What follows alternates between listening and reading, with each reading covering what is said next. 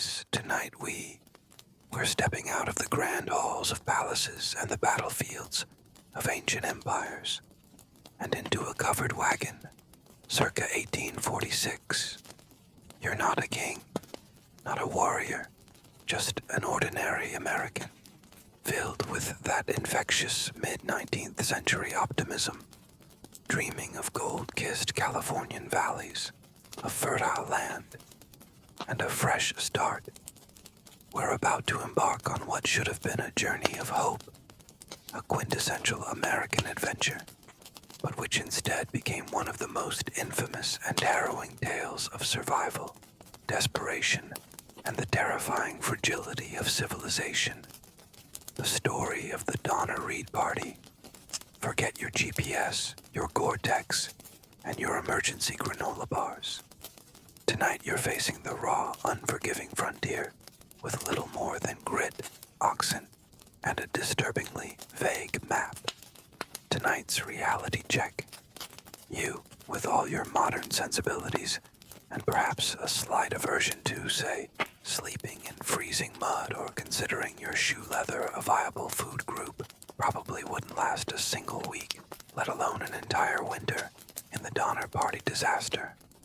The sheer grinding misery, the agonizing choices, and the profound lack of even rudimentary medical care would break most of us before the first serious snowflake even thought about falling. So, before you get comfortable, take a moment to like the video and subscribe, but only if you genuinely enjoy what I do here. And please, do drop your location and local time in the comments. It's always a profound experience to connect with our global community of thoughtful listeners, wherever you may be settling in tonight. Now, dim the lights, maybe turn on a fan for that soft background hum, and let's ease into tonight's unsettling journey together. It's the spring of 1846, and the air across the American Midwest is buzzing with California fever. Newspapers and pamphlets, some penned by canny promoters with the land to sell, paint California as a veritable Eden. Endless sunshine, soil so rich you could practically plant a nail and grow a crowbar, and opportunities for a new life far from the economic uncertainties and crowded cities of the East. You've heard the stories, perhaps from a neighbor who heard it from a cousin who read a letter. It's a powerful lure, especially for families like the Donners and the Reeds, who form the nucleus of the group we'll be following. George Donner, a prosperous farmer in his early 60s, is heading west with his younger brother Jacob, their wives, and a brood of children. James Reed, a well-to-do businessman from Springfield, Illinois, known for his somewhat aristocratic bearing and a rather fancy custom-built wagon, dubbed the Pioneer Palace Car by some, perhaps with a hint of sarcasm, is also bringing his wife, Margaret, and their children. They are, by the standards of the time, well-equipped, experienced in farming and business, but perhaps not as experienced in the brutal realities of a 2,000-mile trek across largely uncharted territory. These aren't desperate, penniless refugees, not initially anyway. Many in the larger group that would eventually bear the Donner name are middle class, seeking to improve their already decent fortunes, or simply to partake in the great American adventure of westward expansion. They gather in Independence, Missouri, the main jumping-off point for the Oregon and California trails, a bustling, chaotic hub of wagons, livestock, and hopeful emigrants. The mood is generally optimistic, though seasoned frontiersmen might offer a word of caution. Start too late, and the Sierra Nevada mountains will be your snowy tomb. A chillingly prophetic, though likely unheeded piece of advice. As the various family groups coalesce into a larger wagon train, the established route is clear. Follow the Platte River, cross the Continental Divide at South Pass, then head southwest towards California. It's a long, arduous journey, but a known one. Then a new name whispers through the wagon train, carried on the wind and in hastily printed guides. Lansford W. Hastings. He's a lawyer and a writer, a man who has journeyed to California, though critically, not with wagons over the road he's about to promote.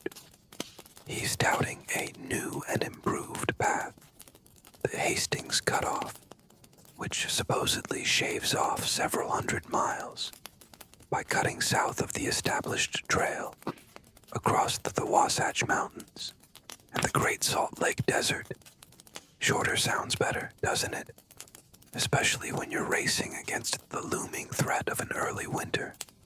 The debate among historians continues as to whether Hastings was a genuine, if misguided, optimist or a reckless self-promoter. What is certain is that his book, The Emigrant's Guide to Oregon and California, became a siren song for some, including key members of what would become the Donner Party. The decision to take this untested route, based on the promises of a man they'd never met, and a path he himself hadn't fully traversed, with the kind of convoy he was guiding, would be the first, and arguably most critical, in a series of catastrophic choices. You, standing there with your family, listening to the arguments for and against, might feel that tug of impatience, that desire to get to paradise just a little bit quicker. After all, what could go wrong following the advice of an expert? So, there you are, part of this sprawling, hopeful caravan, somewhere around Fort Laramie or Little Sandy Creek, in what's now Wyoming. It's late July 1846. The sun beats down. The dust from 100 wagons coats everything, and the endless prairie seems to stretch into eternity. The main body of emigrants, the more cautious ones, are sticking to the well-trodden path, the one that has taken thousands safely, if slowly, to Oregon and California. But then there's this new idea, this Hastings Cutoff, dangling like a ripe fruit. Lansford Hastings himself, a figure some found charismatic and others found a bit too slick, has been riding up and down the trail, promoting his shortcut. He even left letters at various points, assuring emigrants that his route is viable.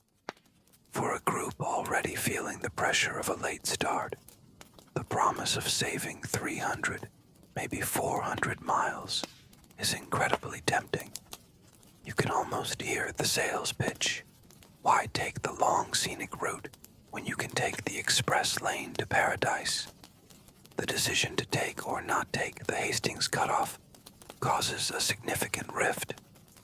Most wagon trains, wary of the unknown, press on along the established California Trail via Fort Hall. But a smaller group, led by the ambitious George Donner, who's elected captain of this new, smaller party, and heavily influenced by James Reed, decides to gamble. Reed, in particular, is a strong proponent of the cutoff. He's met Hastings, been impressed by him, and carries a letter from Hastings promising to guide them personally from Fort Bridger. What could be more reassuring than a personal escort from the route's promoter? This is where your first real test of judgment comes in. You're not just following a leader. You're buying into a sales pitch. The old-timers and mountain men they encounter shake their heads. Jim Kleiman, a seasoned frontiersman and an old friend of James Reed, explicitly warns Reed against the cutoff, stating it's barely passable on horseback, let alone with heavily laden wagons, women, and children. He pleads with Reed, take the regular wagon track and never leave it. It is barely possible to get through if you follow it, and it may be impossible if you don't. But hope, or perhaps a touch of that 19th century can-do spirit bordering on arrogance, is a powerful opiate. The Donner Reed group, now numbering around 87 souls. The exact number varies slightly in historical accounts as people joined or left, including a significant number of children and elderly, makes the fateful decision to turn south. There's a sense of excitement, perhaps, of being pioneers on a newer, faster path. They are, in their minds, the smart ones, the efficient ones. One quirky tidbit often overlooked is the sheer diversity of reasons people chose the cutoff. For some, it was pure faith in Reed's judgment or Hastings' promises. For others, it might have been the simple desire to be part of a smaller, perhaps more manageable group, or even just the fear of being left behind by those who were taking it. The scholarly debate here isn't just about whether Hastings was a charlatan or merely incompetent. It's about the psychology of group decision-making under pressure. Why did experienced men like Donner and Reed, who had successfully managed their affairs and families for years, stake everything on such a poorly vetted scheme? Was it manifest destiny, hubris? Was it the sunk cost fallacy, having already invested so much in the journey? Or was it simply that the lure of a shortcut, when racing against the implacable deadline of winter in the Sierras, was too strong to resist? You, in that moment, might feel the same. The days are getting shorter, the nights cooler. California seems so far away. A few hundred miles saved could mean the difference between a snug cabin and a frozen grave. It's a gamble, but it's a gamble for the ultimate prize. Little do you know, the dice are loaded, and the house, in this case, the unforgiving American wilderness, always wins if you stray too far from the proven path. With the decision made, your smaller, more adventurous party, now officially the Donner Party, veers off the main trail and heads south from Fort Bridger towards the promised Hastings Cutoff. It's early August 1846. Lansford Hastings, the man who was supposed to personally guide you, is nowhere to be seen. He's gone ahead with another group, leaving only a note stuck on a board, or perhaps a series of confusing directions passed along by other travelers, assuring your party that the route ahead is fine, with just a couple of dry drives, stretches without water, of moderate length. The initial landscape, while rugged, doesn't immediately scream disaster. There's a nervous excitement in the air, a sense that you're trailblazers. Maybe that old mountain man Kleiman was just being overly cautious. After all, you've got sturdy wagons, plenty of livestock for now, and the indomitable spirit of the American pioneer. What could go wrong? Well, for starters, the term road, as applied to the Hastings Cutoff, is, to put it mildly, an exaggeration. It's more of a suggestion, a faint track through sagebrush and canyons that clearly hasn't seen much, if any, wagon traffic. The going is slow, much slower than anticipated. The terrain is rough, forcing the wagons to twist and lurch, straining axles and testing the patience of both man and beast. You begin to see the first signs of trouble, not in dramatic collapses, but in the accumulation of small hardships. A child develops a persistent cough. In the dry, dusty air, it lingers, and without access to even basic remedies beyond what your mother packed, it becomes a source of nagging worry. Someone twists an ankle stepping out of a wagon. It swells alarmingly, and all you can do is bind it tightly and hope for the best. This is the reality of 19th century wilderness medicine. It's mostly hoping for the best. The first dry drive is longer and harder than expected. Water barrels, carefully hoarded, begin to run low. The oxen, crucial to your progress, start to show signs of distress, their tongues lolling, their pace slowing. Thirst becomes a constant companion, a dull ache in your throat, a fog in your brain.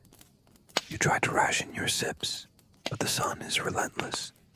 The landscape, initially perhaps picturesque, now seems barren and hostile. The promised grass for the livestock is sparse and withered. The easy, rolling hills Hastings described in his guide seem to exist only in his imagination. Instead, you're navigating rocky outcrops, steep descents, and narrow canyons where the wagons scrape and screech, threatening to splinter.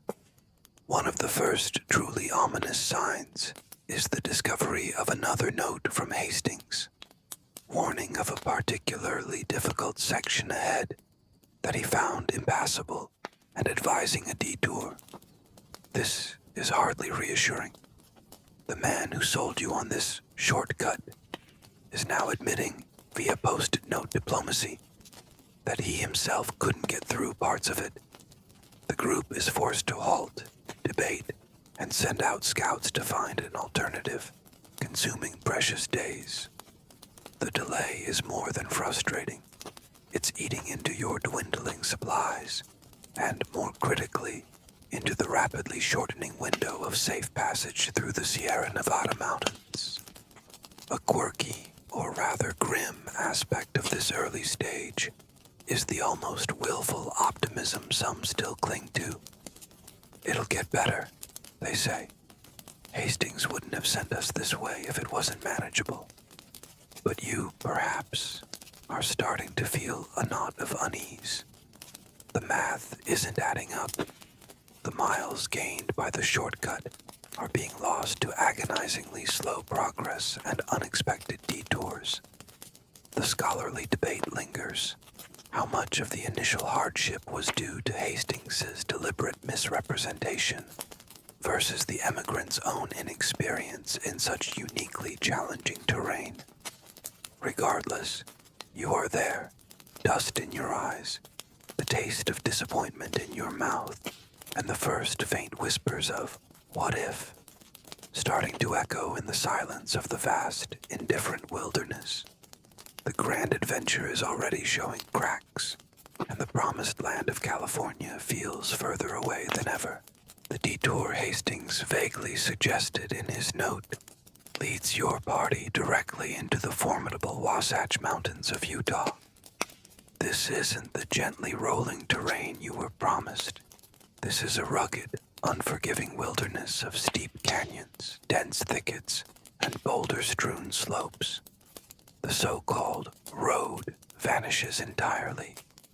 Hastings and his earlier, smaller group had managed to push through, but they hadn't done much to clear a path for the heavily laden wagons of your larger, slower-moving party.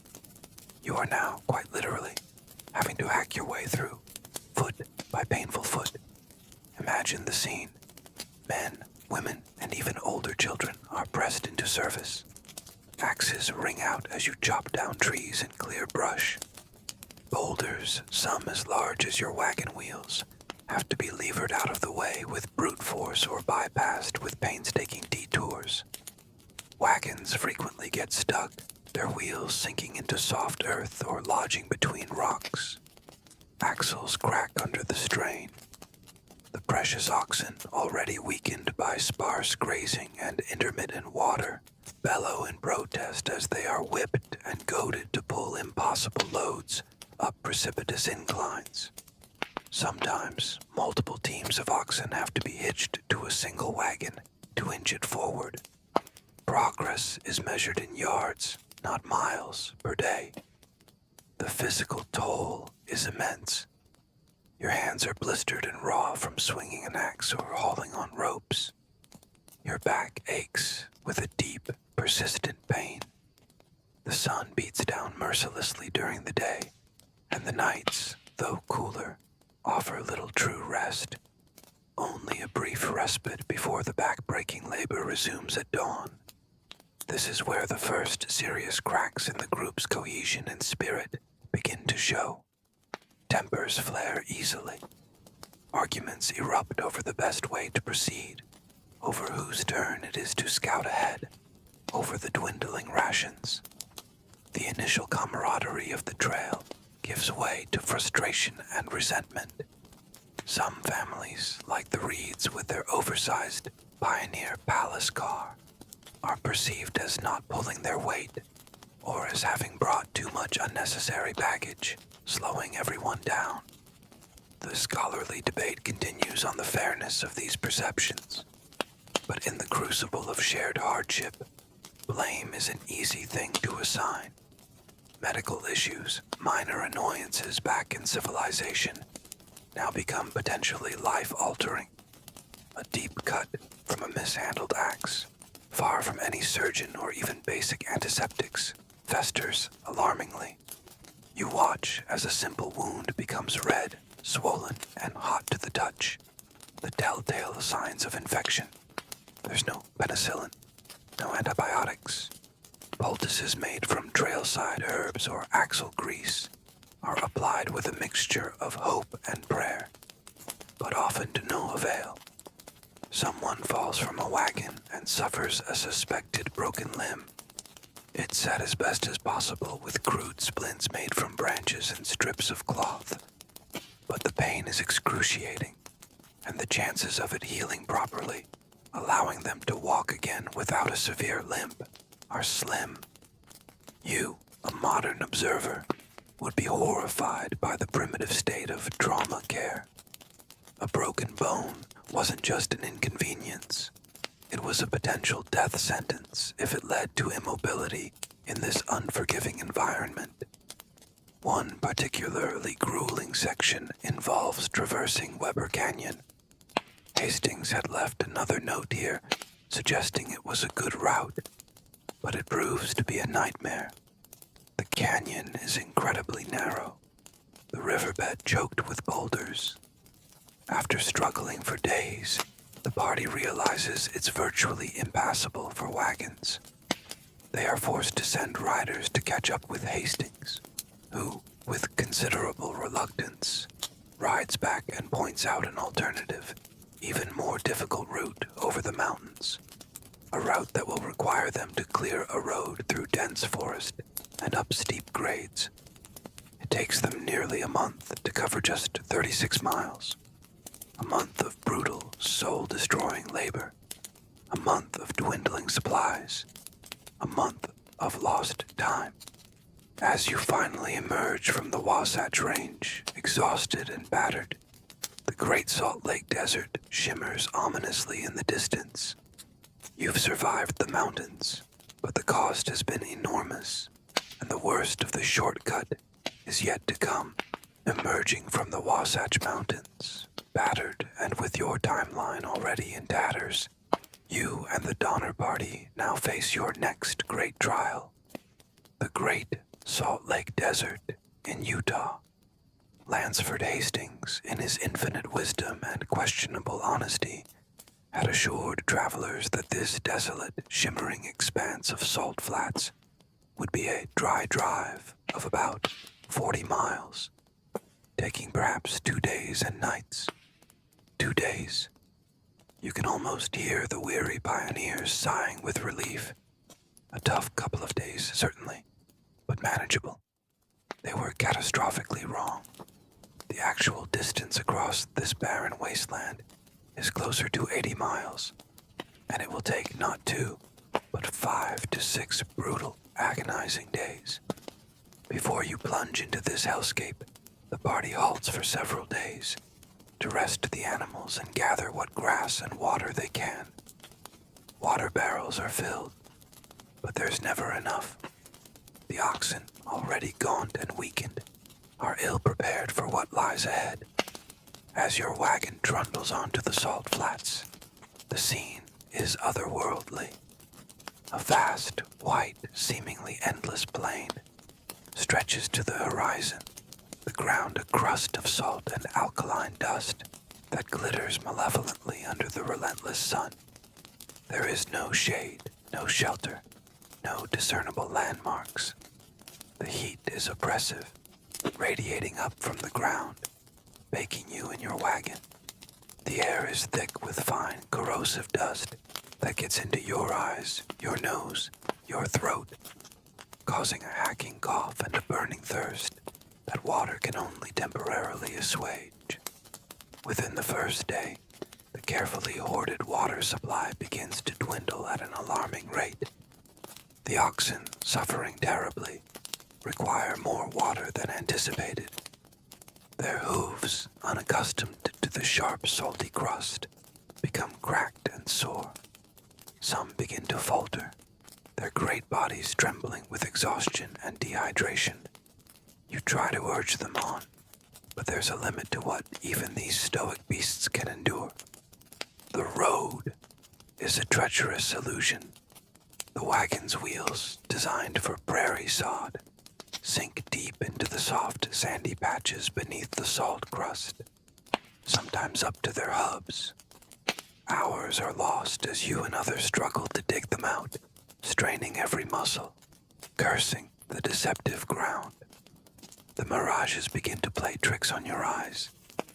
Distant shimmering lakes appear on the horizon, promising water and relief, only to vanish as you approach, leaving you with a deeper, more bitter despair. Some historians note that the psychological toll of these mirages, the constant raising and dashing of hope, was almost as debilitating as the physical thirst. As the second day bleeds into the third, the situation becomes dire. Water barrels are nearly empty. The pioneers, their lips cracked and swollen, their tongues thick, begin to suffer the severe effects of dehydration. Headaches pound, vision blurs, and rational thought becomes difficult. Children whimper with thirst, and their mothers, with nothing to offer, can only try to comfort them with empty words. The oxen are the first to truly break. One by one they collapse in their yokes, their breath coming in ragged gasps. Some go mad from thirst, running off into the desert, never to be seen again. 36 head of cattle are lost, a devastating blow. Wagons, now without draft animals, have to be abandoned. Precious supplies, food, tools, personal belongings that represent your former life, are left behind in the shimmering dust, sacrifices to the insatiable desert. James Reed, having lost most of his oxen, is forced to abandon 2 of his wagons, including the ostentatious Pioneer Palace car. There's a grim satisfaction for some, perhaps, in seeing the mighty brought low, but it's a fleeting emotion, quickly overshadowed by the shared desperation. One quirky, or rather, terrifying detail is that the salt flats weren't entirely flat. In some areas, the crust was thin, and beneath it lay a thick, viscous mud. Wagons could break through this crust and become hopelessly mired. Imagine the horror of watching your lifeline, your mobile home, sink into a quagmire of salty muck, knowing you have to leave it and its contents behind. By the time the shattered remnants of the Donner Party stumble off the western edge of the Great Salt Lake Desert, they are more than just delayed. They are broken. They have lost weeks of precious time, a huge portion of their livestock, and many of their essential supplies.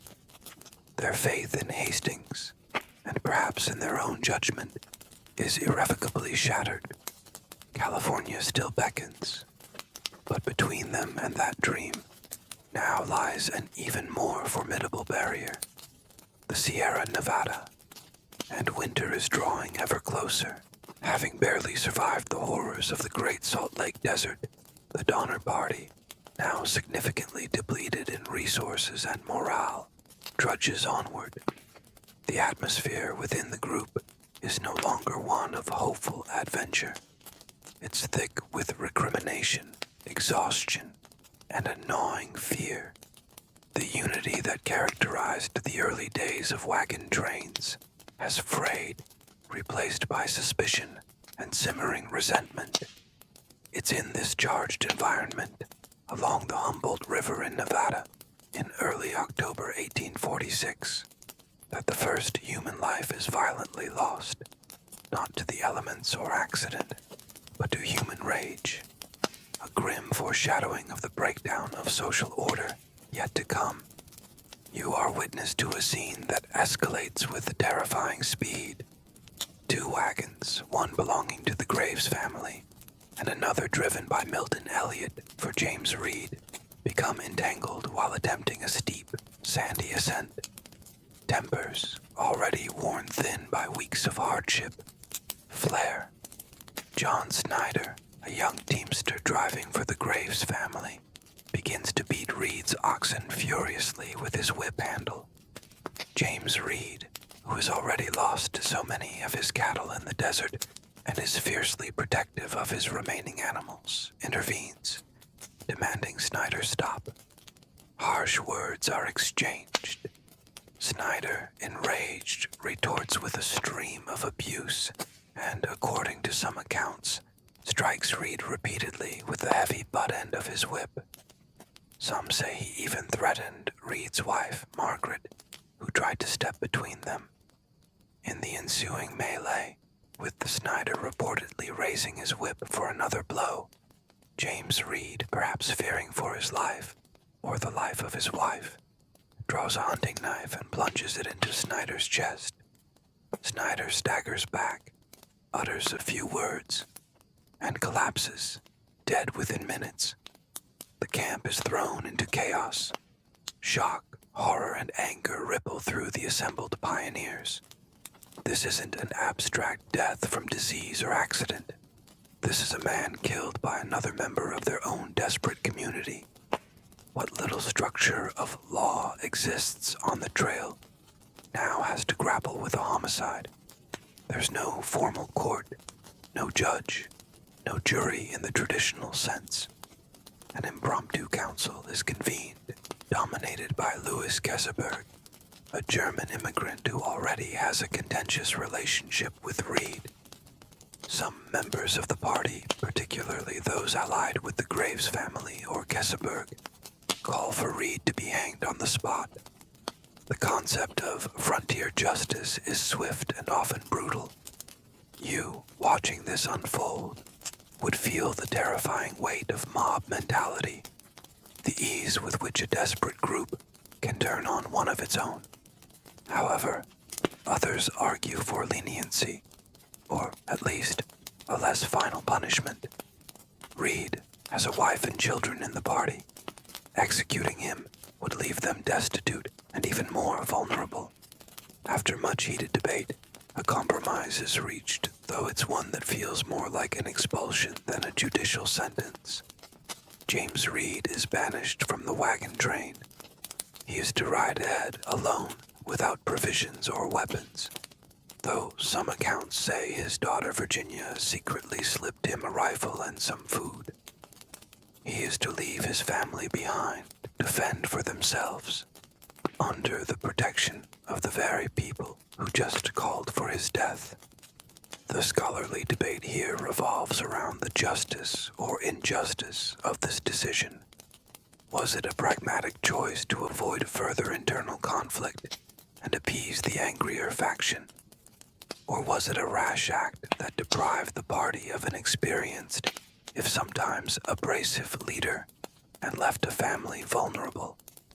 The sight of James Reed riding away, a solitary figure disappearing over the horizon, is a sobering one. It underscores the brutal realities of their situation.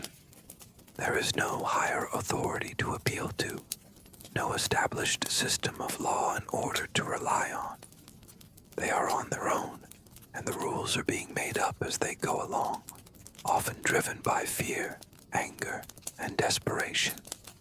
One quirky detail that highlights the raw emotion of the moment. As Reed departs, his young daughter Virginia attempts to follow him on horseback, but is forced back to the wagons, her cries echoing the profound sense of loss and abandonment that now permeates the group. The death of John Snyder and the banishment of James Reed mark a dark turning point. pioneers are not just fighting the elements anymore.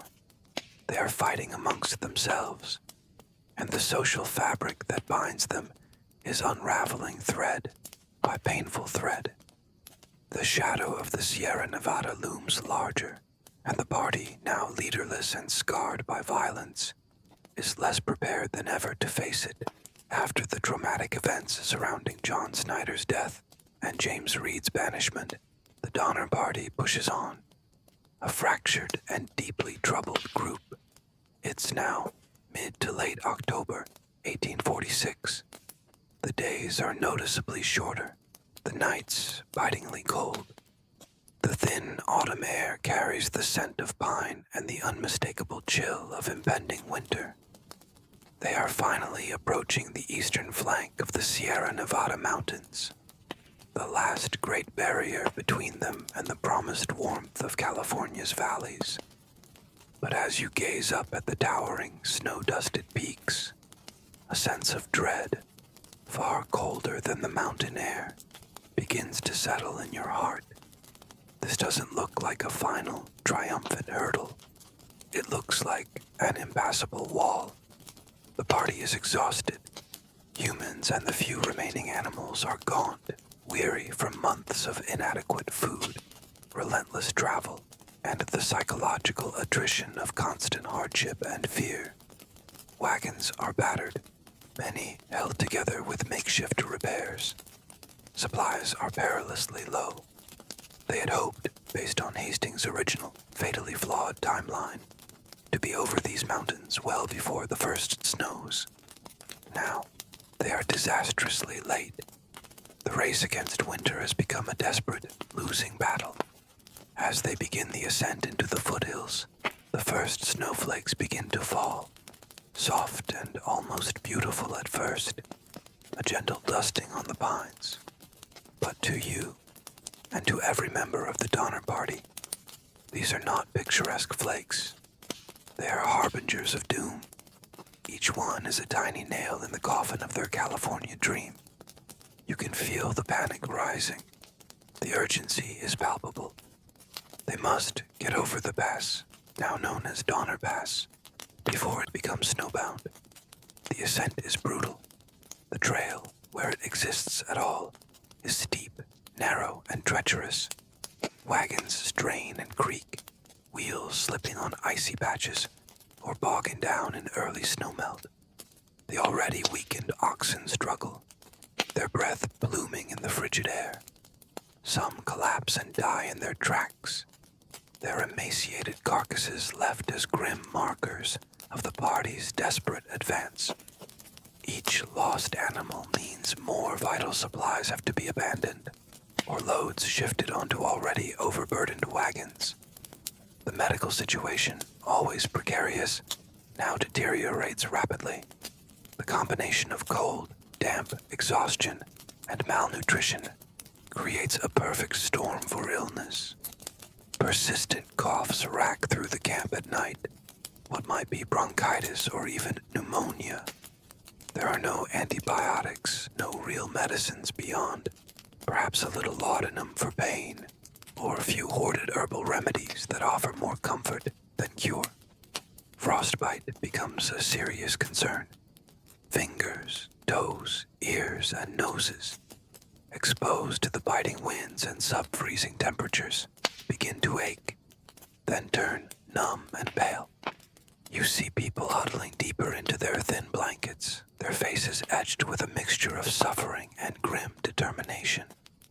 The children, especially, are vulnerable, their smaller bodies less able to retain heat.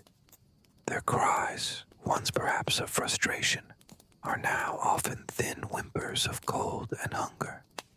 A small group, including Charles Stanton, who had ridden ahead earlier in the journey and returned with supplies and 2 Miwok Indian guides sent by John Sutter from California, makes a desperate attempt to get a few wagons over the summit.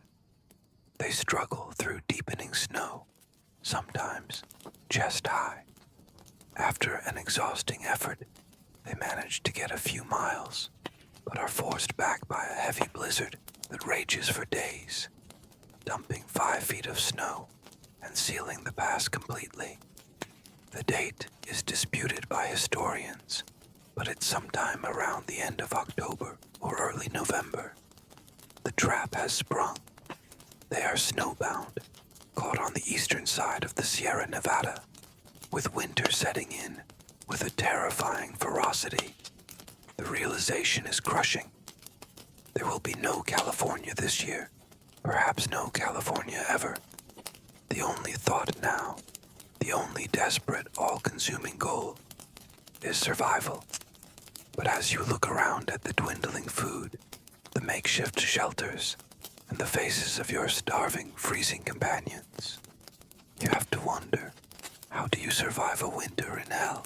The snowstorm that seals Donner Pass also seals your fate, at least for the foreseeable future. It's early November 1846, and the Sierra Nevada has transformed from a challenging obstacle into an impassable, frozen prison. The Donner Party, or what's left of it, is forced to make winter camp. They are not one cohesive group even in this. They are scattered in 2 main locations a few miles apart. The larger group, including the Breen, Graves, Murphy, and Kesselberg families, sets up near a frozen lake, then known as Truckee Lake, now chillingly and aptly named Donner Lake. The Donner families themselves, including George and Jacob Donner, who are both unwell, George having injured his hand earlier, are forced to camp further back, at a place called Alder Creek, unable to make it even to the lake due to the deep snow and their failing strength. Imagine the frantic, desperate activity as you and the others try to construct some form of shelter against the relentless cold and ever-deepening snow. There are no cozy log cabins waiting. They have to build them, or something resembling them from scratch, using felled pine trees, wagon parts, and stretched animal hides. The work is agonizingly slow. The men are weakened by hunger and exhaustion. Axes are dull, hands are numb with cold. The cabins that eventually take shape are crude, dark, and miserable. The Breen family takes over an existing abandoned cabin.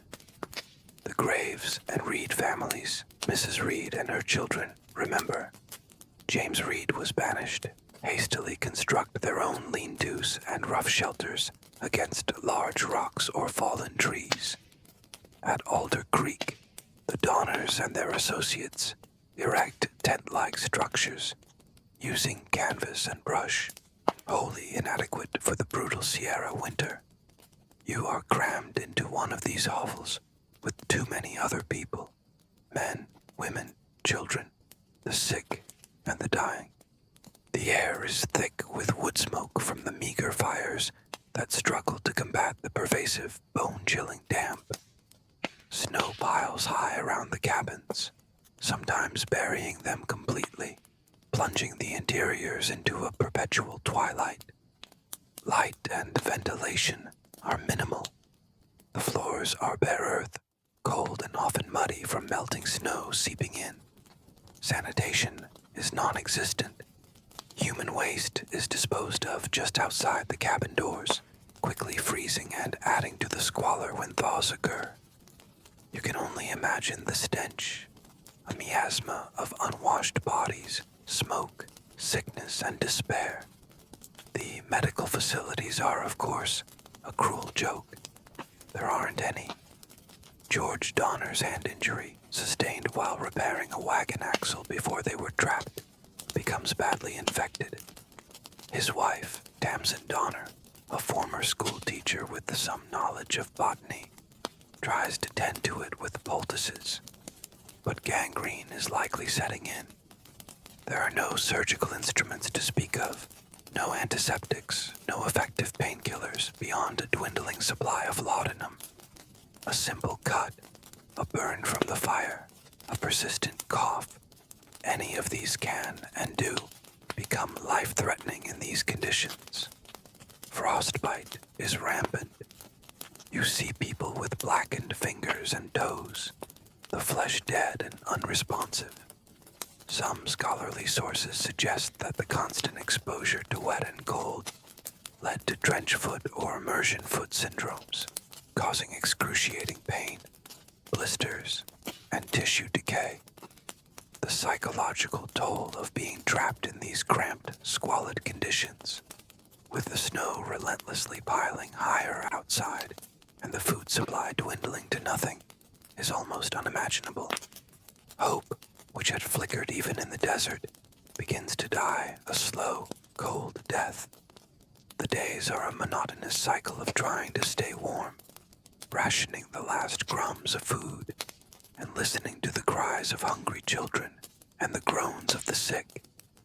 Sleep offers little escape, as the cold seeps into your bones, and nightmares of starvation and freezing haunt your fitful rest.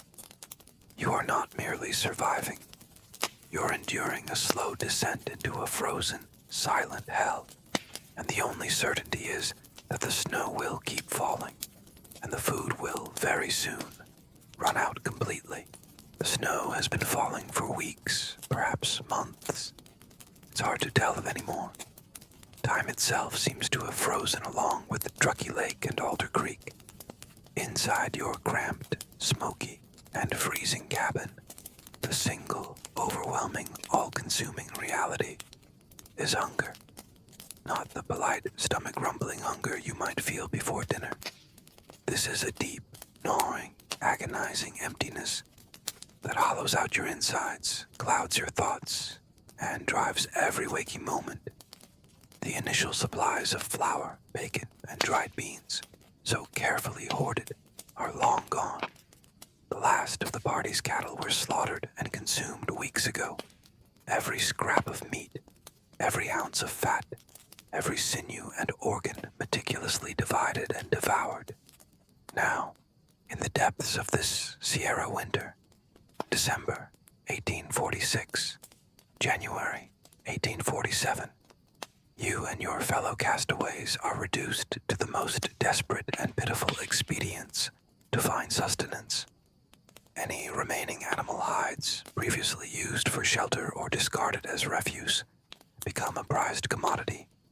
You watch or participate as these stiff, frozen hides are laboriously cut into strips, the hair singed off over the fire, and then boiled for hours and hours and hours, until they soften into a repulsive gelatinous glue.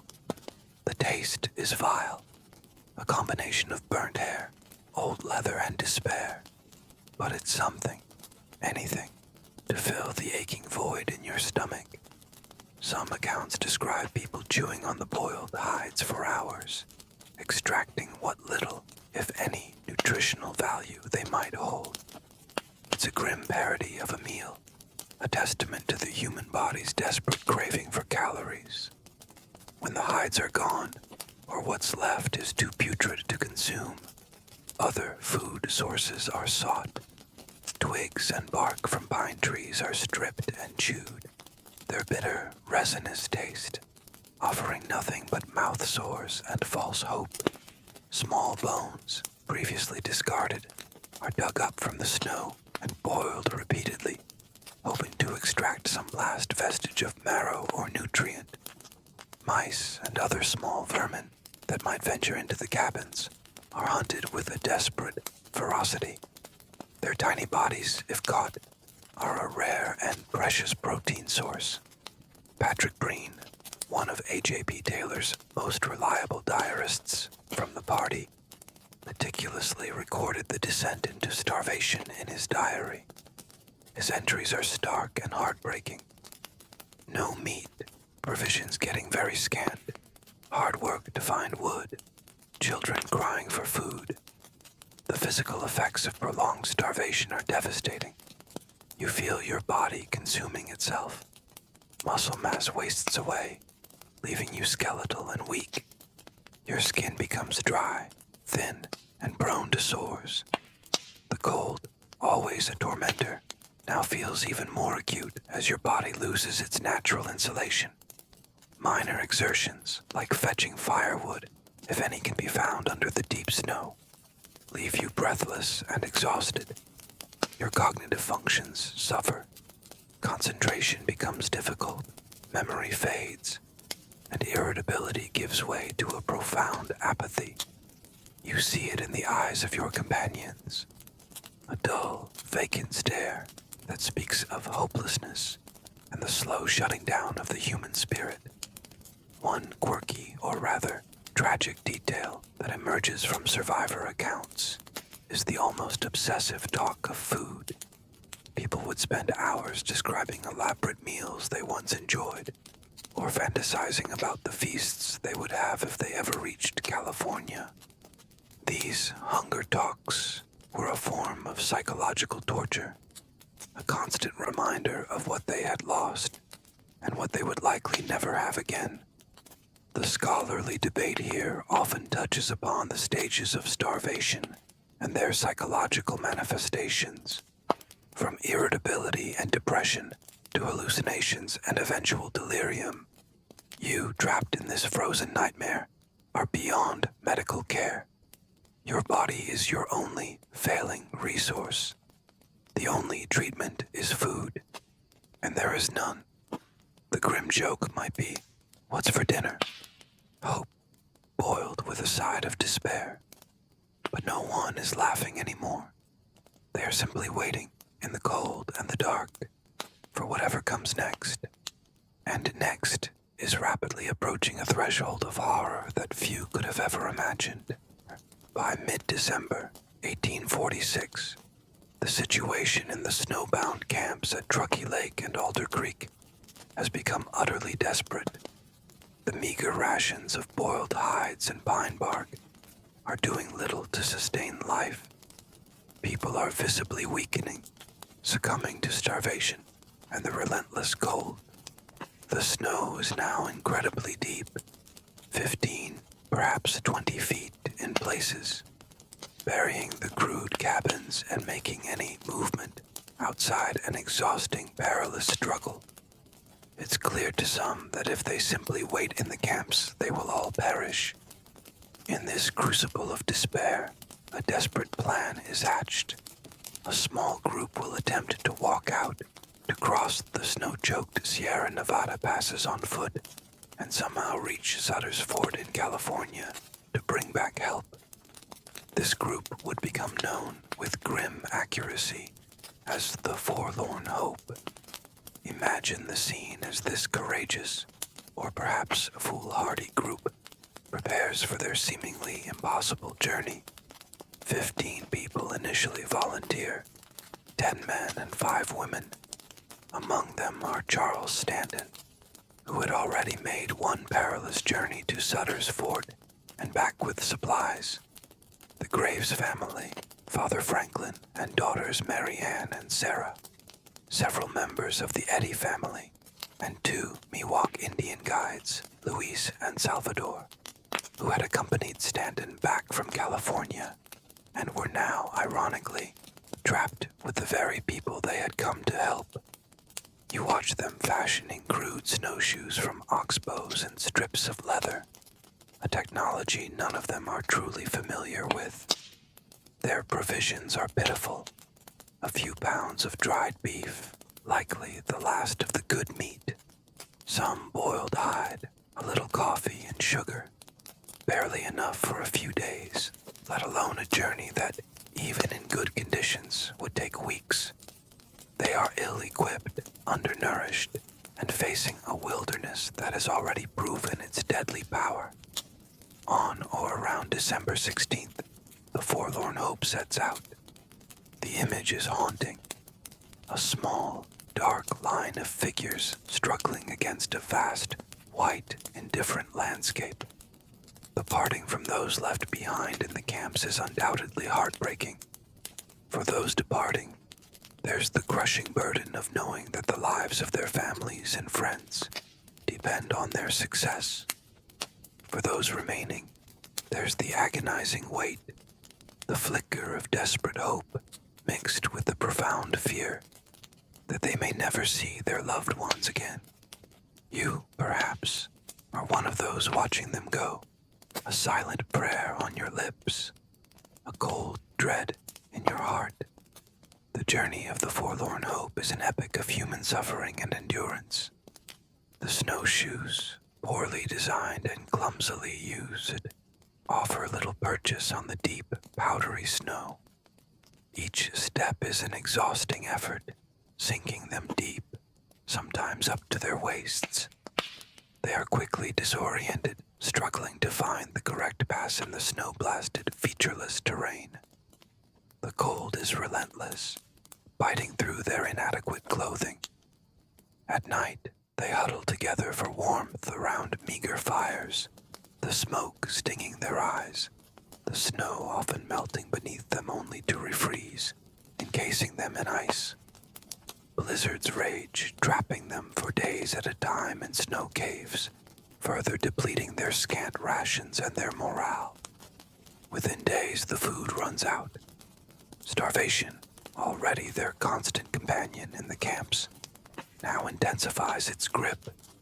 William Eddy, one of the strongest men in the group, manages to kill a deer, a small miracle that provides a temporary reprieve, but it's not nearly enough. The physical toll is horrific. Frostbite blackens fingers and toes. Snow blindness sears their eyes. Exhaustion grinds them down. One by one, members of the Forlorn Hope begin to succumb.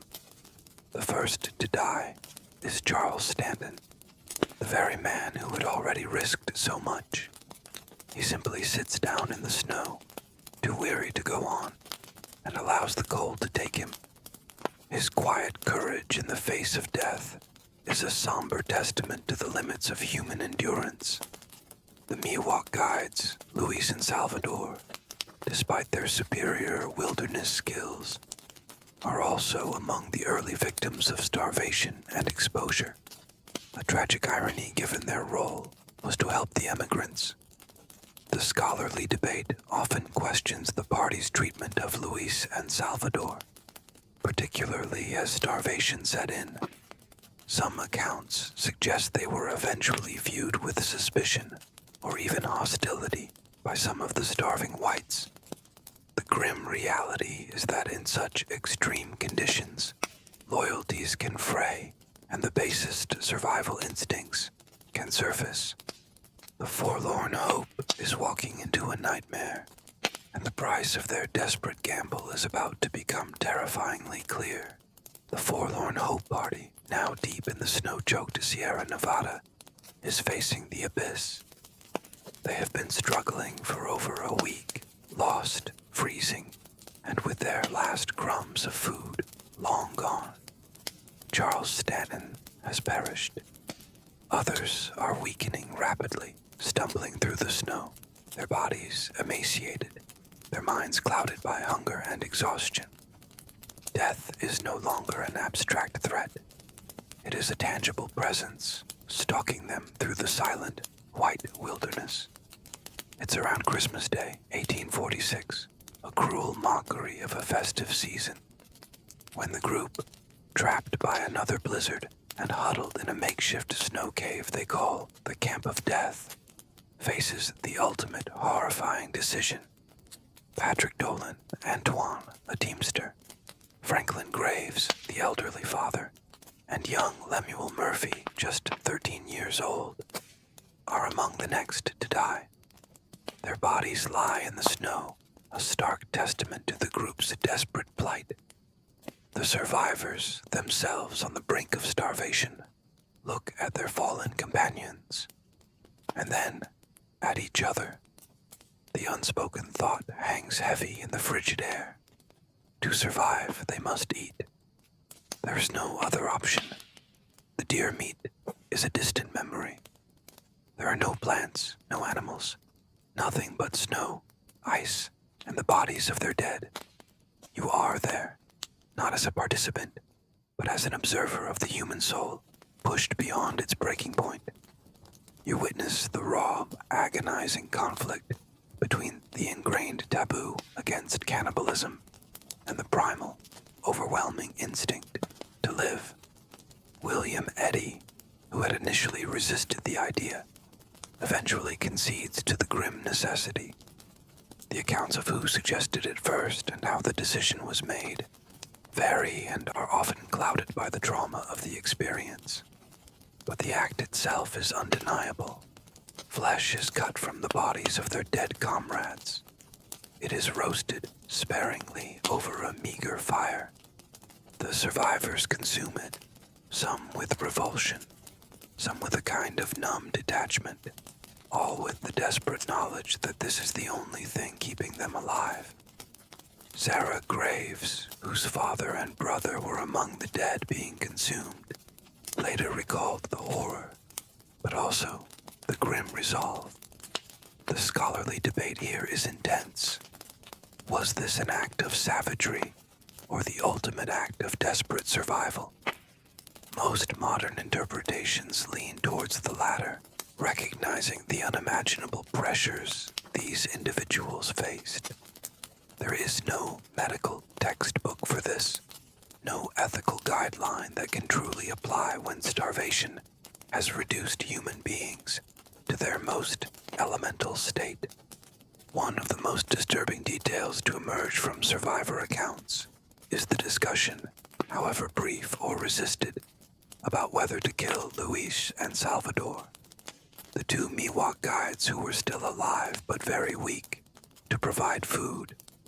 The guides, perhaps sensing their peril, refused to share the group's fire and eventually slipped away, only to die of starvation and exposure shortly thereafter. Their bodies were later found and consumed by the party. This incident highlights the terrifying moral compromises that extreme desperation can force. It's a chilling reminder that in the fight for survival, even the bonds of shared suffering can be broken. The consumption of human flesh allows the remaining members of the Forlorn Hope to regain a sliver of strength, enough to continue their horrific journey. They press on, haunted by what they have done, driven by the faintest glimmer of hope that they might still reach civilization. Of the 15 who started, only 7 would eventually make it out of the mountains alive. 5 women and 2 men. They had been on the trail for 33 days, enduring unimaginable hardships. Their survival was a miracle, but it was a miracle bought at a terrible price. A price that would be etched into their souls and into the darkest annals of American frontier history, forever. The gore here isn't just the act of cannibalism itself, but the entire spectrum of physical decay. The frostbite, the emaciation, the open sores, and the psychological horror of their ordeal. You, a comfortable observer from the future, can only try to fathom the depths of their despair and the terrifying strength of their will to live, even if it meant violating one of humanity's most profound taboos, while the Forlorn Hope Party endures its own specific hell in the mountain passes. Life, or rather, the slow, agonizing process of dying, continues in the main encampments at Truckee Lake and Alder Creek. Here, trapped in their squalid, snow-buried cabins, the remaining members of the Donner Party face a different, more drawn-out kind of torment. The initial shock of being snowbound has given way to a grim, monotonous routine of hunger, cold, and ever-present death. It's January and February 1847, the heart of a brutal Sierra winter. Imagine the conditions. The snow is now so deep that it often covers the cabins entirely, plunging the interiors into a dim, perpetual twilight, broken only by the flickering light of a precious, smoky fire. Getting outside to gather firewood, what little can be found protruding from the snow, or to dispose of waste is a Herculean effort, often requiring tunneling through the snow.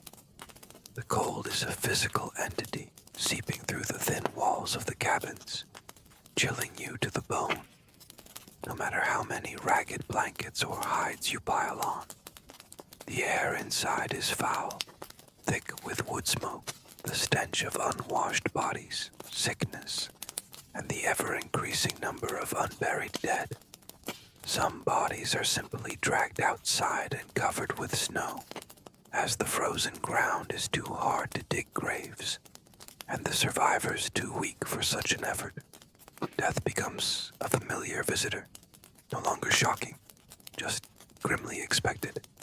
Children are often the first to succumb, their small bodies less resilient to starvation and cold.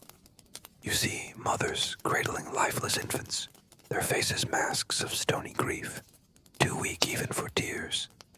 The elderly and those already weakened by illness follow. Patrick Breen's diary entries from this period are a litany of loss. Mrs. Murphy says her son Milton is dead. Old Mr. Graves died last night. John Denton died this morning. Each entry is a stark reminder of their dwindling numbers. The medical situation is beyond catastrophic. It's non-existent. There are no medicines, no treatments.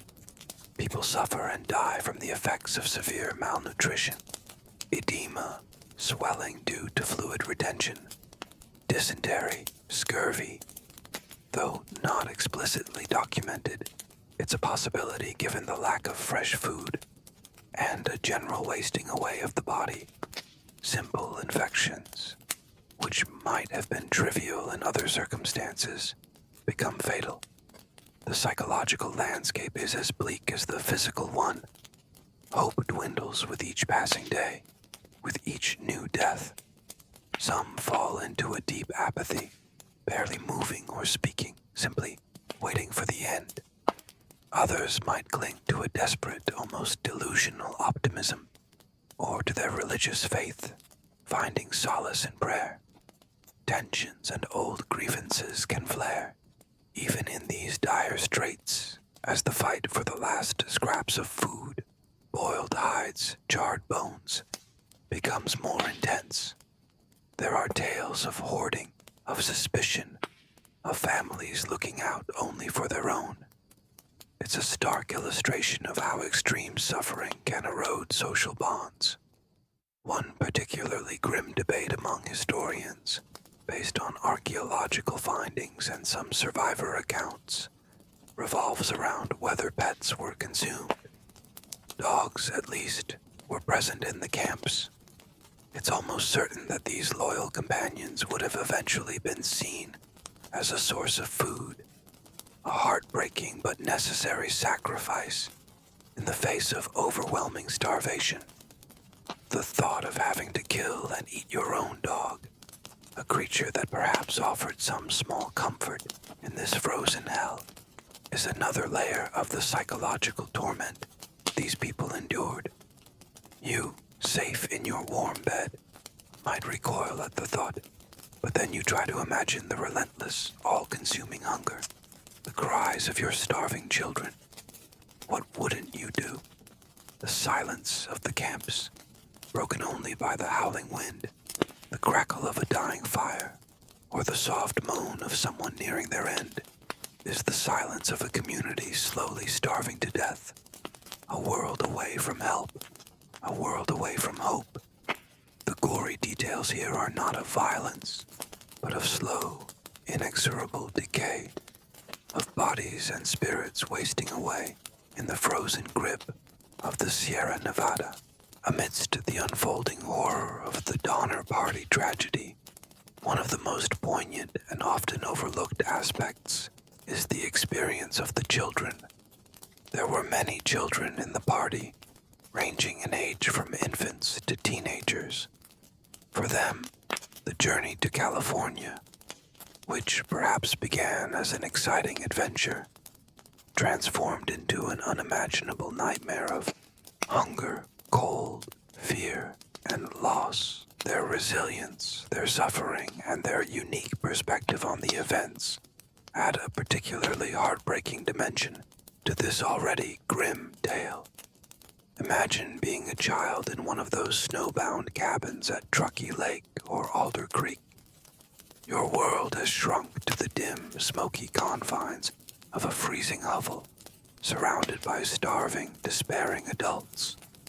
The familiar comforts of home are a distant memory. Laughter and play have been replaced by the constant gnawing of hunger and the pervasive chill that seeps into your small bones. You hear your parents whispering in hushed, worried tones. You see the fear in their eyes, even if you don't fully understand the gravity of the situation. You cry from hunger, but there is no food. You shiver from cold, but there are no more blankets. Your reality is one of profound deprivation and a bewildering sense of insecurity. The older children were often forced to take on adult responsibilities, helping to gather firewood, care for younger siblings, or assist in the gruesome task of preparing the boiled hides that served as their only sustenance. They witnessed scenes no child should ever see: the slow starvation of their family members, the death of friends and siblings, and perhaps even the ultimate taboo of cannibalism. Patty Reed, who was 8 years old, later recalled her father, James Reed, who had been banished but would return as a rescuer, promising her that if she survived, she would eat as much bread as she wanted in California. Such small promises became lifelines in a world devoid of hope. She also famously and secretly carried a small doll through the entire ordeal, a tiny symbol of childhood and normalcy in the midst of chaos. This doll, now preserved in a museum, is a powerful and quirky artifact of their suffering. The younger children, infants and toddlers, were entirely dependent on their mothers, who were themselves starving and weakening. The agony of a mother unable to feed her crying child is a torment that transcends history. Some mothers, like Margaret Reed, showed incredible fortitude, rationing their meager supplies with an iron will, trying to keep their children alive, even as others around them perished. The accounts of parents making heartbreaking choices, perhaps giving their last crumb of food to a child, are a testament to the enduring power of parental love, even in the most extreme circumstances. However, children were also among the most vulnerable. Their smaller bodies succumbed more quickly to starvation and disease. Many children died in the camps, their passing often recorded with stark simplicity in Patrick Breen's diary. The psychological impact on the surviving children was profound and lifelong. They carried the scars of their ordeal, both physical and emotional, for the rest of their lives. Some, like Virginia Reed, wrote accounts of their experiences, trying to make sense of the horror they had endured. Her famous letter, written after her rescue, with the line, "Never take no cutoffs and hurry back as fast as you can," became a poignant warning to future emigrants. The scholarly debate often touches upon the long-term effects of such extreme childhood trauma. How did these children cope with their memories? How did it shape their adult lives? For you, listening tonight, the thought of these innocent children caught in such a brutal struggle for survival is perhaps the most difficult aspect of the Donner Party story to comprehend. Their quiet suffering, their bewildered endurance, their lost childhoods. These are the silent screams that echo down through the years from those frozen, desolate camps. It's a stark reminder that in any disaster it is often the most vulnerable who pay the highest price, while the Forlorn Hope Party had made the agonizing decision to resort to cannibalism out in the snow-blasted wilderness of the Sierra Passes.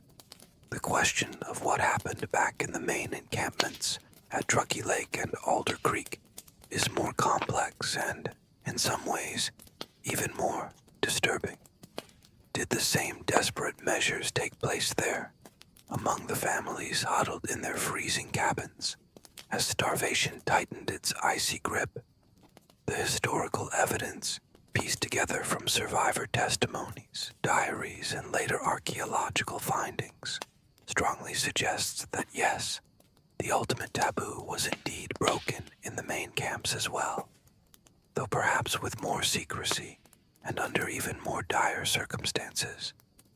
Imagine the scene. It's late January or early February 1847. Weeks, months have passed since the last real food was consumed. The boiled hides are gone, or what remains is too rotten.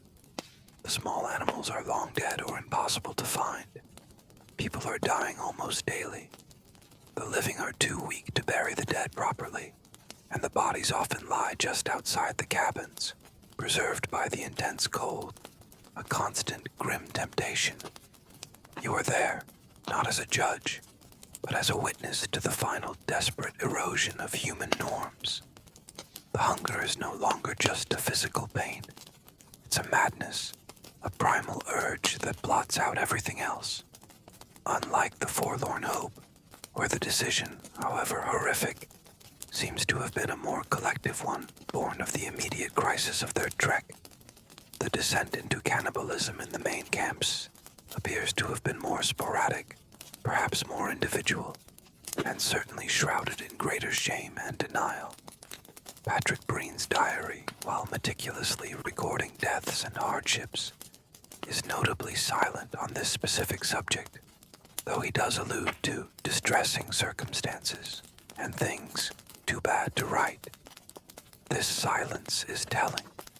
It speaks to the profound horror and the social stigma attached to the act, even in the face of certain death. However, later accounts from survivors, often elicited years after the event, and sometimes reluctantly, paint a grim picture. They speak of flesh being taken from the bodies of those who had already succumbed to starvation or illness. It was not, by most accounts, a descent into violent savagery where the living preyed on the weak. Rather, it was a desperate, furtive act, often carried out by individuals or small family groups, to stave off their own imminent demise. The choice was stark: eat or die, and be eaten. There's a chilling practicality to it, born of absolute necessity. Some historians suggest that the practice may have begun with the consumption of organs, which might have been rationalized as less human than muscle tissue, or that specific individuals, perhaps those already teetering on the edge of sanity due to starvation, took the first terrible step. Archaeological excavations at the Alder Creek campsite in more recent years have unearthed animal bones that show signs of butchering consistent with human consumption, but also, more disturbingly, human bones with similar markings. This physical evidence lends a stark scientific corroboration to the often fragmented and traumatized testimonies of the survivors. The medical implications are grim.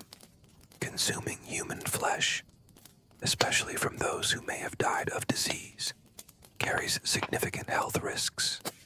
Though in their state of advanced starvation, this was likely the least of their worries. The immediate concern was calories, any calories, to fuel the dying embers of life. One of the most contentious figures in this regard is Louis Keseberg, who was found alone in one of the cabins by the final rescue party, surrounded by the dismembered remains of several bodies.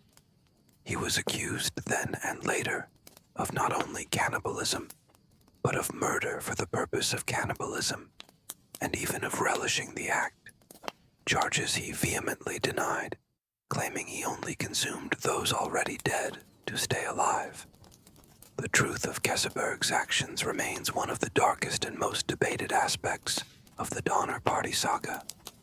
What is clear is that by the time the first rescuers arrived, the camps were charnel houses, places where the line between humanity and utter desperation had been irrevocably crossed. You, from your safe vantage point, might struggle to comprehend such choices. But then you try to imagine the gnawing emptiness, the cries of your dying children, the absolute certainty of your own impending death.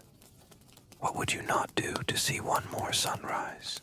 Back in the civilized world of California, particularly at Sutter's Fort, near modern-day Sacramento, news of a large emigrant party possibly trapped in the Sierra Nevada had been trickling in, partly thanks to James Reed, who, after his banishment, had made his own arduous journey over the mountains before the worst of the snows.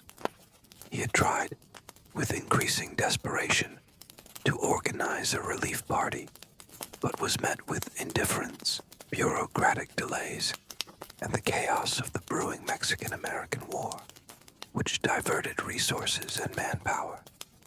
It wasn't until the 7 gaunt, frost-bitten survivors of the Forlorn Hope stumbled out of the mountains in mid-January 1847, bringing with them the horrific first-hand accounts of starvation, death, and cannibalism, that the full gravity of the situation became undeniable, and a sense of urgency finally galvanized the settlements. Imagine the impact of these 7 survivors, 5 women, 2 men, arriving at Johnson's Ranch, the first outpost of civilization. They were skeletal, their clothes in tatters, their eyes haunted by the horrors they had witnessed and participated in. Their story, particularly the account of cannibalism, sent shockwaves through the small frontier communities. This wasn't just a tale of hardship. It was a story that violated the deepest societal taboos, a nightmare made real. Public opinion, once apathetic, now swung towards action, fueled by a mixture of horror, pity, and perhaps a collective sense of guilt for not having acted sooner. Several relief parties were hastily organized, funded by public subscription, and staffed by rugged volunteers, many of them experienced mountain men. The first of these, led by Captain Reason P. Reason, Tucker, and known as the First Relief, set out in early February 1847. You are now with this First Relief Party as they begin their arduous trek back over the snow-choked Sierra Nevada. They are carrying supplies, flour, dried beef, blankets, but they know it might not be enough, and they have no real idea what they will find. The journey itself is incredibly difficult, battling deep snow, treacherous ice, and the ever-present threat of avalanches. The rescuers are pushing themselves to their limits, driven by the knowledge that every delay means more lives lost. After weeks of struggle on February 18th or 19th, they finally reach the cabins at Truckee Lake. The scene that greets them is beyond anything they could have imagined.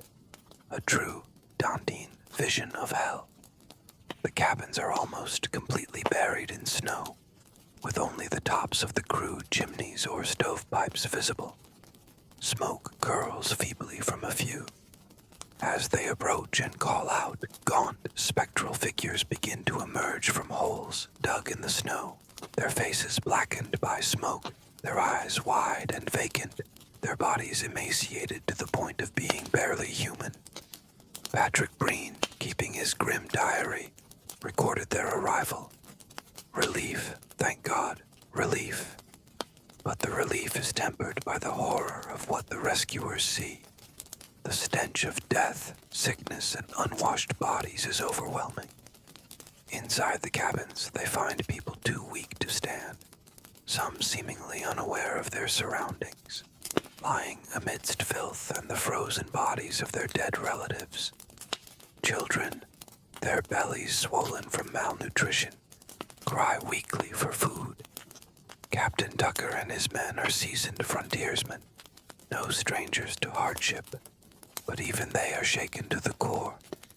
They distribute what food they can, but it must be done carefully. Giving too much food too quickly to starving people can be fatal, a condition now known as refeeding syndrome, though the precise medical understanding didn't exist then. They learned that of the approximately 60 people left in the camps when the forlorn hope departed, nearly half are already dead. The survivors are in a truly pitiable state, their minds and bodies ravaged by months of starvation and exposure. The medical assessment is simple and brutal. Without immediate evacuation, none will survive much longer. The rescuers realize with dawning horror that their mission is not just one of supply, but of a perilous, multi-stage evacuation. The light at the end of this frozen tunnel is still dim and very, very far away. The arrival of Captain Tucker's first relief party at the Donner Lake camps is a moment of profound, almost unbearable emotion, a flicker of hope in an ocean of despair. But the relief is short-lived, quickly replaced by the grim realities of their situation. The rescuers have brought some food, but not enough to sustain everyone for long, and certainly not enough to see them through the rest of the winter if they remain in the mountains. Evacuation is the only option, but it's an option fraught with peril and agonizing choices. Imagine the scene. The rescuers, themselves exhausted from their journey, try to assess who is strong enough to attempt the trek back over the snow-covered passes. There are far more survivors than they can possibly escort out in one go, especially given the treacherous conditions and the weakened state of the emigrants. They must make heartbreaking decisions: who to take and who to leave behind to await a future relief party. The guiding principle is brutal but pragmatic. Save those most likely to survive the journey out. This generally means prioritizing children who are old enough to walk, but light enough to be carried if necessary, and those adults who still possess some semblance of strength. The weakest, the very young, and those too ill to travel are often deemed too risky to move. You witness the anguish of these choices. Mothers are separated from children, husbands from wives. Some, like Margaret Reed, must make the terrible decision to leave some of her children behind in the care of others, trusting that a later rescue party will find them. The promises made by the rescuers, "We will come back for you," are spoken with sincerity, but in the face of such overwhelming odds, they must sound like a fragile hope against a vast and terrifying uncertainty. Tamsin Donner, whose husband George is dying at the Alder Creek camp a few miles away, refuses to leave his side, choosing to stay with him and her young daughters, entrusting her older children to the departing relief party. Her quiet devotion is both heroic and heartbreakingly tragic. The journey out for this first group of evacuees, which numbers around 23 people, mostly children, is another ordeal. They are still starving, weak, and ill-equipped for the brutal conditions. The rescuers try to carry the smaller children or pull them on makeshift sleds, but the deep, soft snow makes progress agonizingly slow. They face blizzards, freezing temperatures, and treacherous terrain. Some of the evacuees, pushed beyond their limits, die on the trail. John Denton, one of the emigrants, collapses in the snow, too weak to continue, and urges the others to leave him behind to die. A scene of quiet, tragic dignity.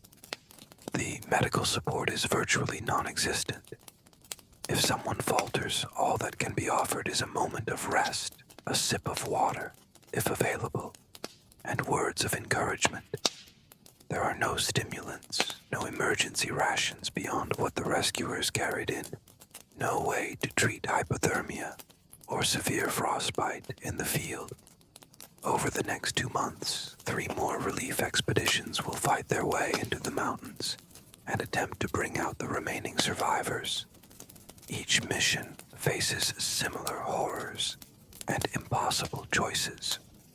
The second relief, which includes James Reed, finally reunited with his wife and some of his children, finds the camps in even worse condition. The third relief, led by William Eddy, a survivor of the Forlorn Hope, and William Foster encounters scenes of utter desolation and makes the horrifying discovery of Louis Keseberg as the sole, grim inhabitant of one of the cabins, surrounded by dismembered bodies. Each rescue attempt is a race against time, against the elements, and against the relentless progress of starvation and death. The rescuers themselves are pushed to the brink, some even perishing in the attempt. The heroism is undeniable, but it is a grim, desperate heroism, played out on a stage of unimaginable suffering.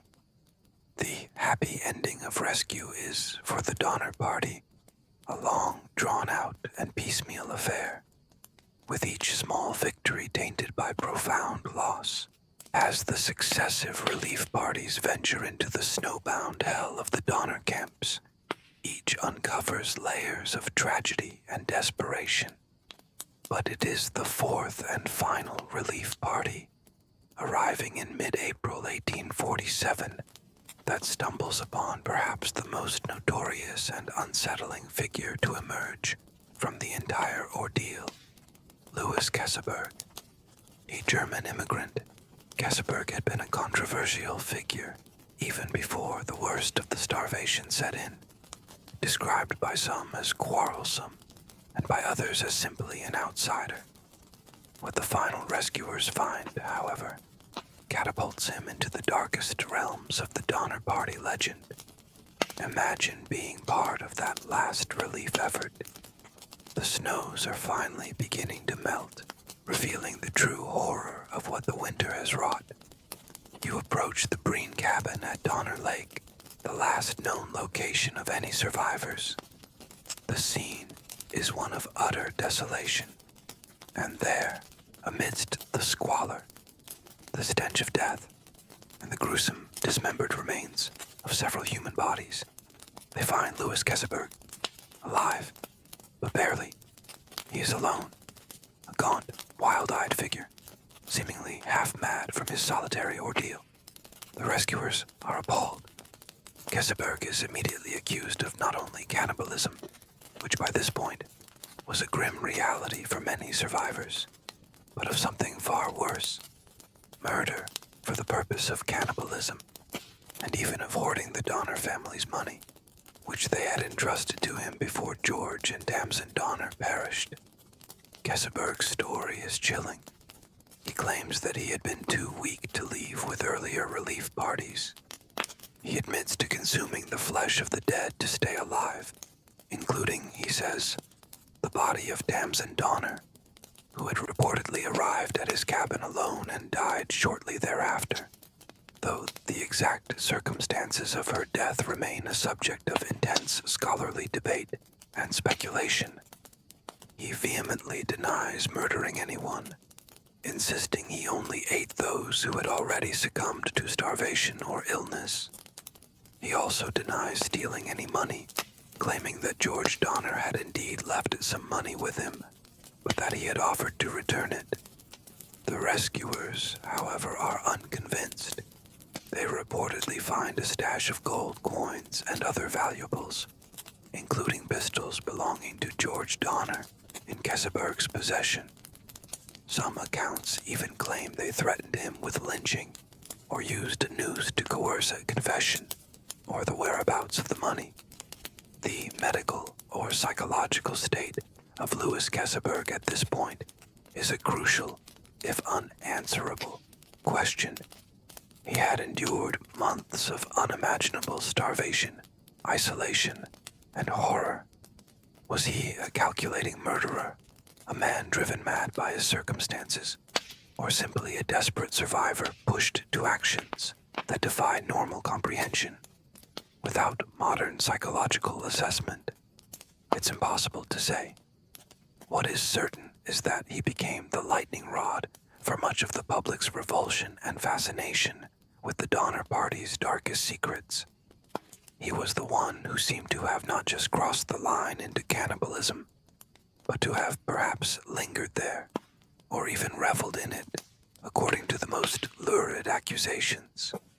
One particularly gruesome and debated detail is the accusation that Keseberg had a pot of human liver and lungs boiling on the fire when the rescuers arrived, and that he spoke of human flesh being the sweetest he had ever tasted.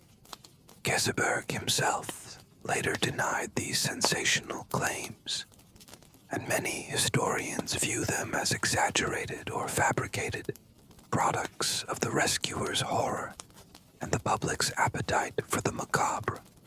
Regardless of the literal truth of every accusation, Louis Keseberg became the ultimate boogeyman of the Donner Party, the embodiment of its most terrifying possibilities. His name would forever be associated with the most extreme and disturbing aspects of the tragedy, a cautionary tale of what can happen when civilization collapses and the basest instincts for survival take over. His subsequent life was one of constant legal battles to clear his name, and a haunting infamy that he could never escape. For you, listening from the comfort of your bed, Keseberg represents the terrifying unknown that lies at the heart of such an ordeal. What dark capabilities reside within the human spirit when all hope and all food is gone?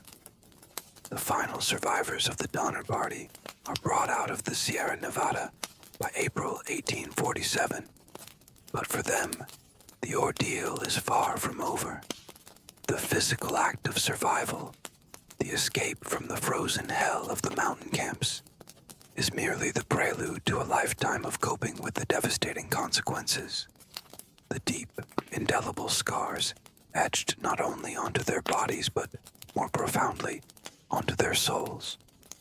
The price of survival, as the title of our journey tonight suggests, was extraordinarily high, a debt that would be paid for generations. Imagine these survivors as they re-enter the world of the living, skeletal, frostbitten, their clothes in rags, their eyes haunted by the unspeakable horrors they have witnessed and endured.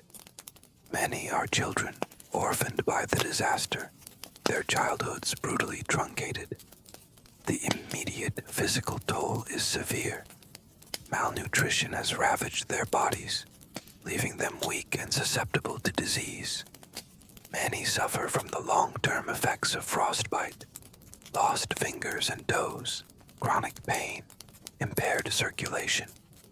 George Donner's daughters, for example, had to have gangrenous toes amputated, a crude and painful procedure in the mid-19th century, likely performed without effective anesthesia. The medical care they receive upon rescue is basic by modern standards, focused on slowly reintroducing food and treating the most immediate wounds. But the deeper systemic damage caused by months of starvation and exposure would linger for years, if not a lifetime.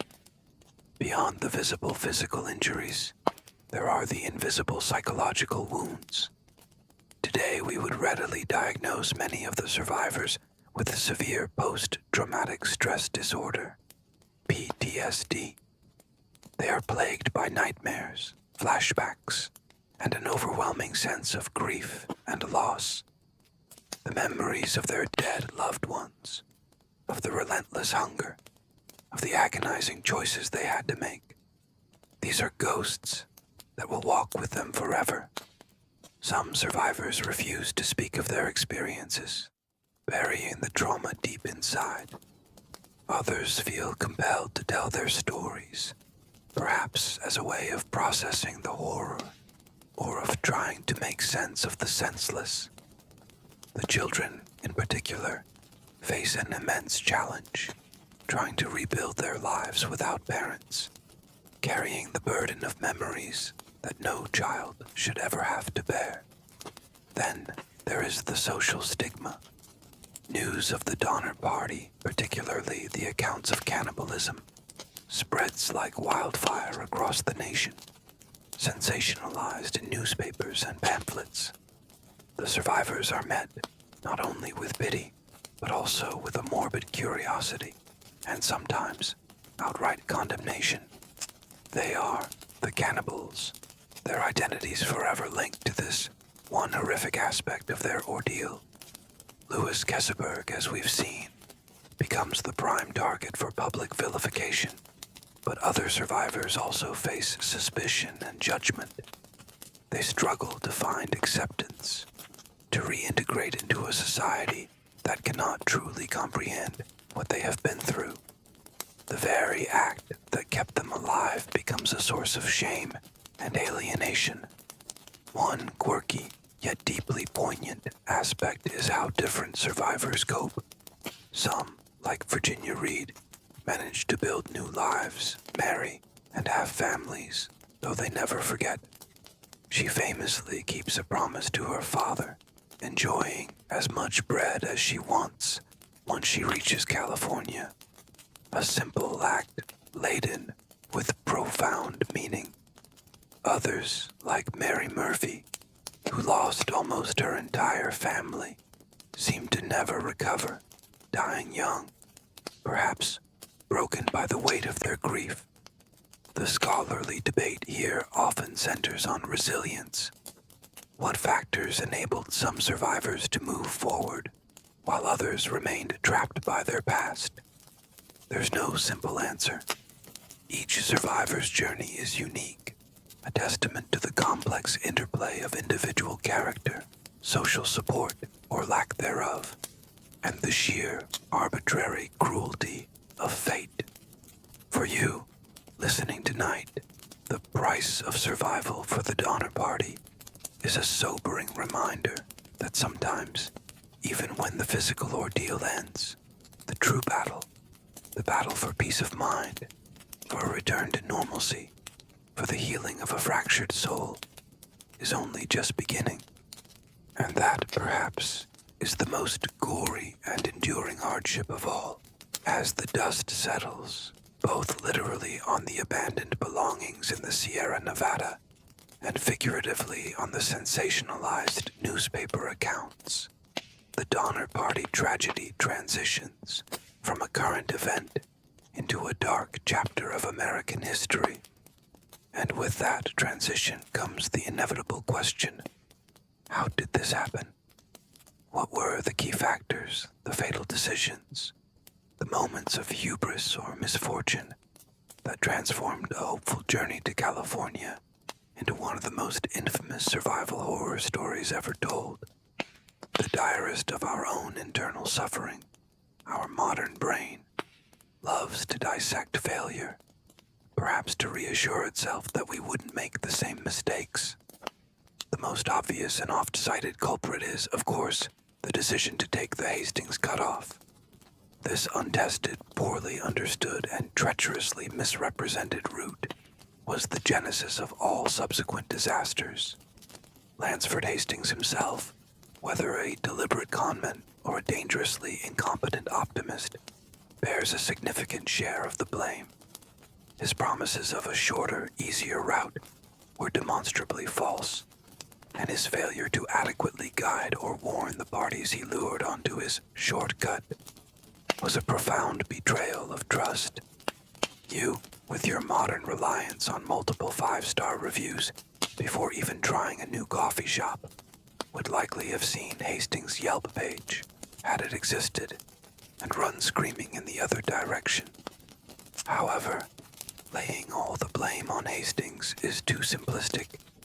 The leaders of the Donner Reed Party, particularly James Reed and George Donner, also made critical errors in judgment. Their decision to trust Hastings, despite warnings from experienced mountain men like Jim Kleiman, showed a degree of recklessness or perhaps an overconfidence in their own abilities to overcome any obstacle. The late start from Independence, Missouri, was another crucial factor, putting them on a collision course with an early and exceptionally harsh Sierra winter. Had they started a few weeks earlier, or heeded the warnings about the cutoff, the entire tragedy might have been averted. The scholarly debate continues. Was it primarily bad luck with the weather, or a cascade of human errors? Most historians agree it was a deadly combination of both. Internal divisions and a lack of cohesive leadership within the party also played a significant role. The banishment of James Reed, while perhaps understandable in the heat of the moment after he killed John Snyder, deprived the group of an experienced, if sometimes abrasive, leader at a critical juncture. The party often seemed to struggle with decision-making, wasting precious time debating routes or resting when they should have been pushing forward with relentless urgency. The sheer number of women, children, and elderly in the group, while a testament to the family nature of westward migration, also made them slower and more vulnerable than a party comprised mainly of young, able-bodied men. This isn't a criticism, merely a factor in their reduced pace. Then there's the tragic irony of their supplies. They started out relatively well-equipped, but the hardships of the Hastings Cutoff, particularly the crossing of the Great Salt Lake Desert, forced them to abandon many wagons and provisions.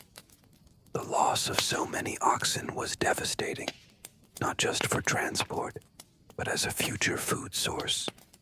There was no ancient medicine to fall back on, only the limited pharmacopoeia of the 19th century frontier, utterly inadequate for the scale of suffering they would face. Their resourcefulness was tested beyond human limits. You can imagine them, skilled farmers and businessmen, suddenly realizing that their familiar skills meant little in the face of impassable mountains and all-consuming starvation. Ultimately, the Donner Party tragedy is a multi-layered story of human fallibility. It's about the allure of shortcuts, the danger of misplaced trust, the consequences of poor leadership, and the terrifying power of nature to humble even the most determined human endeavors.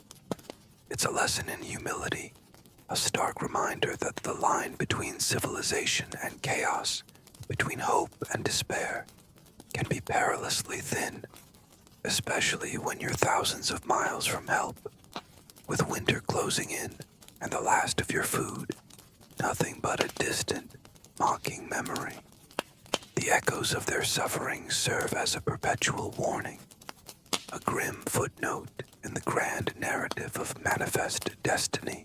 And so, the saga of the Donner Party draws to its agonizing close. Of the 87 souls who embarked on the Hastings Cutoff with the dreams of California sunshine, only 48 survived the brutal Sierra winter and its preceding horrors. The rest perished from starvation, exposure, illness, or violence, their bodies left in the snows of the high mountains, a grim testament to a journey gone catastrophically wrong. The names: Donner, Reed, Green, Graves, Murphy, Kesselberg. They are now etched into American folklore, synonymous with unimaginable suffering and the desperate, sometimes horrifying lengths to which human beings will go to survive. As you lie there tonight, drifting in that comfortable space between wakefulness and sleep, let the images of those snowbound cabins, of the skeletal survivors, of the vast, indifferent wilderness, begin to soften and fade. The chilling winds of the Sierra Nevada give way to the gentle hum of your fan. The oppressive darkness of those winter camps, replaced by the familiar shadows of your own room. You have journeyed with them, in a sense, through their hopes, their miscalculations, their suffering, and their ultimate agonizing choices. You've seen how quickly the veneer of civilization can be stripped away by extreme hardship, revealing the raw, primal core of human nature. The medical inadequacies of the era, the sheer lack of knowledge or resources to combat infection, frostbite, or the systemic collapse caused by starvation stand in stark contrast to the world you know. You wouldn't have lasted a winter there, not because you are weak, but because the odds were so overwhelmingly, cruelly stacked against them. The legacy of the Donner Party is complex and unsettling. It's a cautionary tale, certainly, about the dangers of hubris, the allure of shortcuts, and the importance of heeding experienced advice. It's a story of incredible human endurance, of love and sacrifice in the face of unimaginable horror, as exemplified by figures like Margaret Reed and Tamsin Donner. But it's also a story that forces us to confront the darkest aspects of survival, the choices made when all other choices have been extinguished. There are no easy heroes or villains here, only flawed, desperate human beings, pushed beyond the limits of their endurance. The scholarly debates will continue, re-examining the evidence, reinterpreting the motives, but the fundamental chilling facts remain. Let the ghosts of the Donner Party now recede. Their suffering is long over. The snows have melted and reformed countless times over the graves of those who didn't make it. What remains is their story, a haunting reminder of the thin line we all walk, and the profound, often terrifying, strength of the will to live.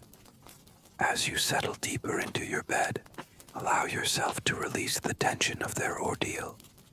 There are no more blizzards to face, no more agonizing decisions to make. There is only the peace of this moment, the comfort of your surroundings, and the gentle invitation of sleep.